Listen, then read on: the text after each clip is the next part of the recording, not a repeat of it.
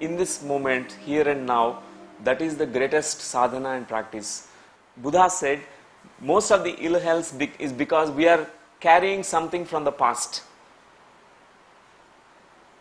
or we are projecting our fears into the future, we are anticipating troubles of the future, we are anxious about our future, we have so much insecurity about the future. What will happen if I don't do this, if I don't do this job, if I am not working, what will happen to my children, what will happen to my wife? We are insecure about the future and we are not living in this moment. Constantly, if we can bring ourselves back to this moment, living in this moment, that is the greatest thing where most of us can restore our health. But it is not as simple as that. It's a practice. To bring ourselves to this moment is the greatest achievement in meditation. Meditation and practice, daily practice, is really very essential. Now and here is the key to all that wisdom that you have within you. When we are now, in the moment now, you are accessing your essence, core essence.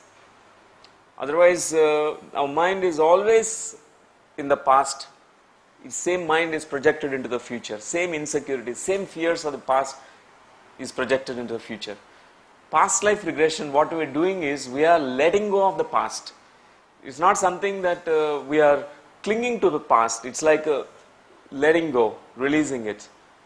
In simple words, past life regression is letting go, releasing the past, so that you can come back to this present moment, in this moment. Ram was very much frustrated when he started his sadhana initially. His teacher is Vasishta. If you have known about Vasishta Gita, Vasishta Ramayana, where Ram was taught about law of karma, about intricacies of karma by Vasishta. He said, don't worry about whatever the past, prarabdham, sanchitam and all that. What is important is takshanam, this moment, purusha prayatnam, what you can do now.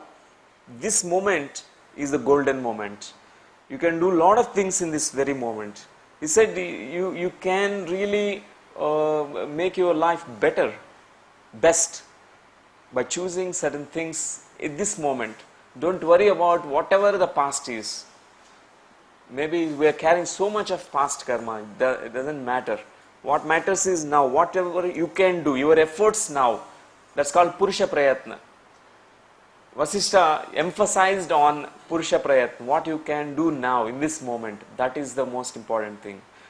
So, living in this moment is a great challenge. It's the best thing that we can do to ourselves.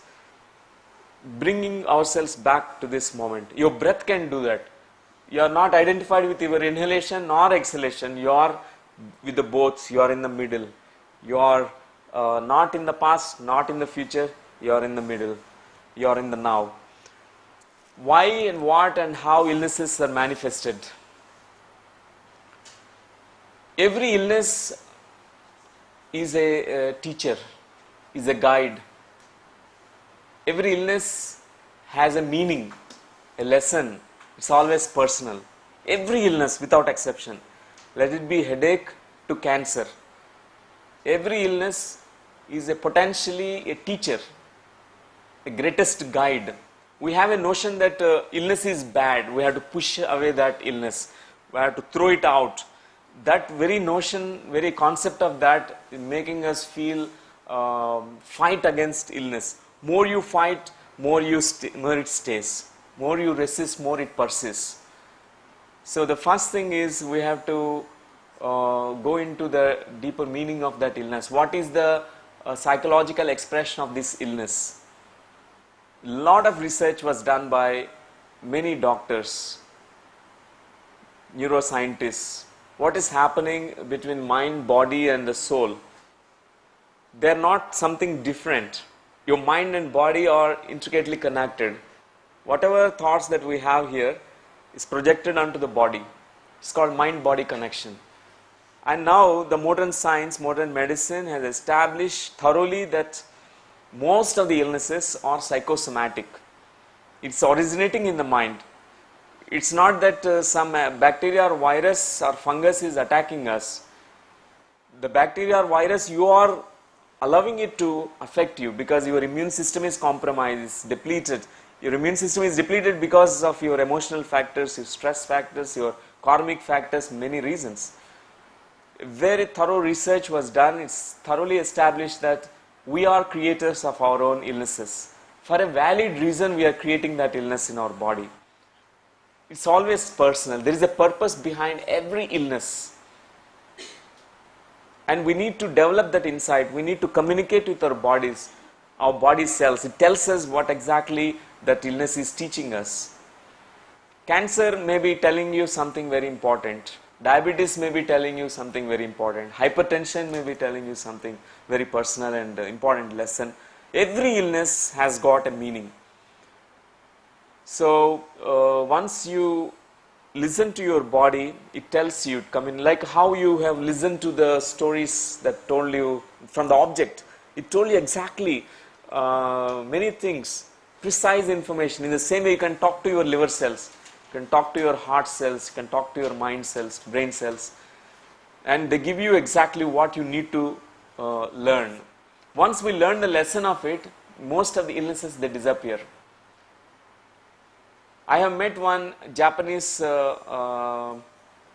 scientist who was a mechanical engineer who suffered from terminally ill cancer, and he was about to die, and doctors said we have tried everything, chemotherapy, radiotherapy, surgeries and everything, but full metastasis happened, and they said there is no hope, anyway you are going to die, better go back to home and die peacefully.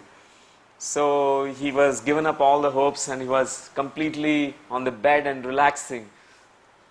And in that moment his whole attention went to his cancer cells, into his abdomen. And he talked to his cancer cells, and cancer cells told him something very, very important to him. They told him that you fellow, you have never relaxed in your life. You are always busy, always working like a machine. He has accumulated so much money, worked like a machine, and you never listened to the birds chirping, never walked into your forest, never looked at the sun and moon and stars. Come on, do this now. And he, in that condition also, he went for a walk, he listened to the birds chirping, he could see the sunrise, sunset, and his body started recuperating. His nature has given so much energy to him. He started healing his cancer, and within 40 days time the body is completely free from the cancer. It disappeared, and doctors did thorough research on his body. They were puzzled and shocked to see that never it happened before, and they found that his body was showing more neuropeptides and some of the beneficial hormones, molecules. They found NK cells are increased more, natural killer cells. They swallow the cancer cells, they eat away the cancer cells. Such cells are in great quantity. It is produced from the bone marrow of his body. So this person shared this story with me, and he had started teaching people how to make friendship with your illness.